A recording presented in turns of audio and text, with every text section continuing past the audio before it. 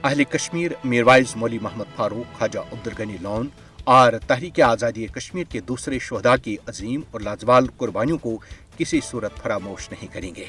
मकबूजा जम्मू और कश्मीर पर भारत के नाजायज़ और गासिबाना कब्जे के खात्मे के लिए मौजूदा जद्दोजहद 13 जुलाई 1931 में सेंट्रल जेल श्रीनगर के बाहर डोगरा अफवाज के हाथों आज़ाद देने की पादाश में 22 फर्जंदानी तौहीद की शहादत और 1975 में इंदिरा अब्दुल्ला एक्ट के खिलाफ गुलाम मोहम्मद बुल्ला को मुजाहरे की क़यादत करने पर भारतीय पुलिस की जानिब से गिरफ्तारी और बाद अज़ां सेंट्रल जेल श्रीनगर में दौरानी हिरासत तशद्दुद में उनकी शहादत का ही तसलसल है।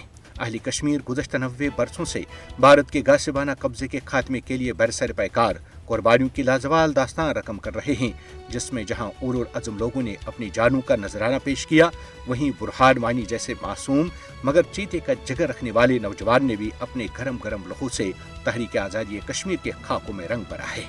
सीनियर हुर्रियत रहनुमा मीरवाइज उमर फारूक के वालिद मीरवाइज मौली मोहम्मद फारूक को भारतीय एजेंटों ने 21 मई 1990 में श्रीनगर में उनकी रिहाइशगाह पर गोलियां मारकर शहीद किया था।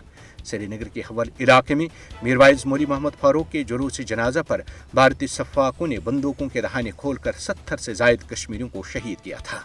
कुल जमाती हुर्रियत कॉन्फ्रेंस के रहनुमा ख्वाजा अब्दुल गनी लोन को भारतीय एजेंटों ने 21 मई 2002 में मज़ार शोहदा श्रीनगर में उस वक्त शहीद किया था जब वो तकरीब से खिताब के बाद वापस जा रहे थे। मीरवाइज मौली मोहम्मद फारूक और ख्वाजा अब्दुल गनी लोन की कुर्बानियों को मकबूजा जम्मू और कश्मीर पर नाजायज़ भारतीय कब्जे के खिलाफ जद्दोजहद के लिए याद रखा जाएगा। चाहे कुछ भी हो, कश्मीरी अवाम शोहदा के मिशन की तकमील के लिए पुरअज़्म हैं। ये बात अज़हर मिन अश-शम्स है कि अहले कश्मीर भारतीय गुलामी से आज़ादी तक शोहदा के मिशन पर गामज़न रहेंगे। यही वजह है कि आज भी कुर्बानियों का ना खत्म होने वाला सिलसिला जारी है।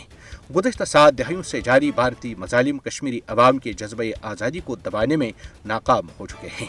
आइंदा भी भारत को ज़िल्लत और रुसवाई के सिवा कुछ हासिल नहीं होगा। तहरीक आज़ादी कश्मीर के शोहदा को खराज अक़ीदत पेश करने का बेहतरीन तरीका नाजायज़ भारतीय कब्जे के खिलाफ मुश्तरका जद्दोजहद करना है, ताकि इस जद्दोजहद को मंतकी अंजाम तक पहुँचाया जा सके।